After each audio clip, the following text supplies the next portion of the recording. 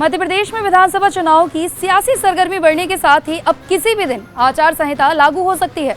एक तरफ बीजेपी अपने उम्मीदवारों की 3 सूची जारी कर चुकी है, तो वहीं दूसरी तरफ मुख्यमंत्री शिवराज सिंह चौहान की गतिविधियों ने लोगों को आश्चर्य में डाल दिया है।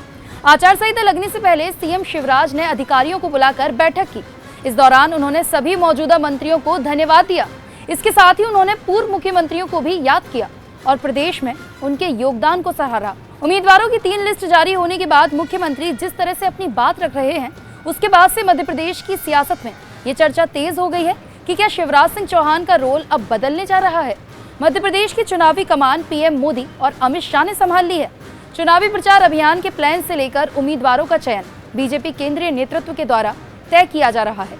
मंगलवार को जिस तरह शिवराज सिंह की गतिविधियां रही हैं, उसे लेकर कांग्रेस नेताओं ने तो इसे शिवराज की विदाई के रूप में प्रचारित करना शुरू कर दिया है।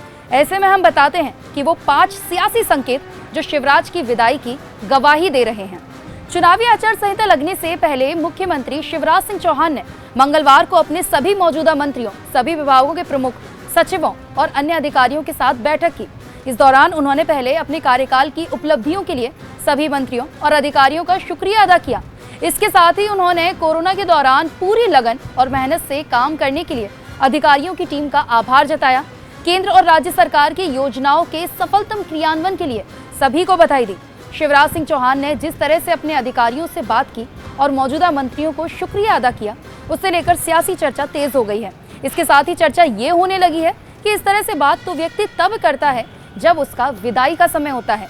मुख्यमंत्री शिवराज सिंह चौहान ने मंगलवार को ट्वीट कर कहा कि मध्य प्रदेश की प्रगति और विकास में सभी मुख्यमंत्रियों ने अतुलनीय योगदान रहा है।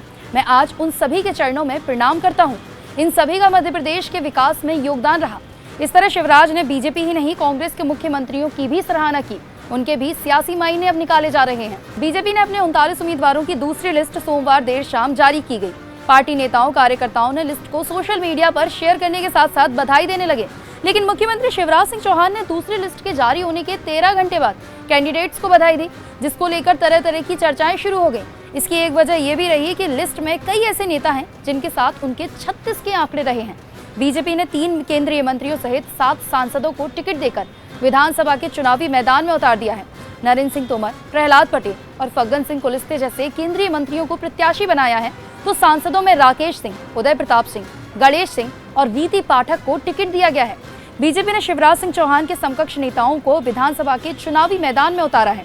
उसमें कई नेता सीएम बनने की महत्वाकांक्षा जाहिर कर चुके हैं। बीजेपी ने इस बार किसी भी नेता को सीएम का चेहरा नहीं बनाया है और अब दिग्गज नेताओं को उतारकर सीएम चेहरे के विकल्प को खुला छोड़ दिया है, जो सीधे शिवराज के लिए संकेत माना जा रहा है। पीएम मोदी ने मध्य प्रदेश विधानसभा चुनाव के लिए रैली की, लेकिन एक बार भी सीएम शिवराज सिंह चौहान का नाम नहीं लिया। सोमवार को भोपाल में जन आशीर्वाद यात्रा में समापन कार्यक्रम को संबोधित करते हुए पीएम मोदी ने ना ही सीएम शिवराज का नाम लिया और ना ही उनकी योजनाओं का जिक्र किया। पीएम मोदी मध्य प्रदेश जाकर शिवराज सिंह चौहान को इग्नोर कर रहे हैं, तो उसके सियासी मायने हैं। यही वजह है कि मध्य प्रदेश के राजनीतिक हलकों में तरह तरह की चर्चाएं अब शुरू हो गई हैं। कांग्रेस तो इसे शिवराज की विदाई के रूप में प्रचारित करना शुरू कर दिया है। दरअसल बीजेपी की दूसरी लिस्ट में कई ऐसे नामों को शामिल किया गया है जिन्हें सीएम चेहरा बनाने के लिए चर्चाएं हो रही थी। ऐसे में सीएम शिवराज की लेट बधाइयां देने पर भी सवाल खड़े हो रहे हैं। ऐसे में माना जा रहा है कि क्या बीजेपी में दूसरी सूची जारी होने के बाद सब कुछ ठीक नहीं चल रहा, और जिस तरह से उनकी राजनीतिक गतिविधियां हैं, उससे ये बात साफ है कि शिवराज सिंह चौहान की राजनीतिक भूमिका कहीं बदली तो नहीं जा रही है।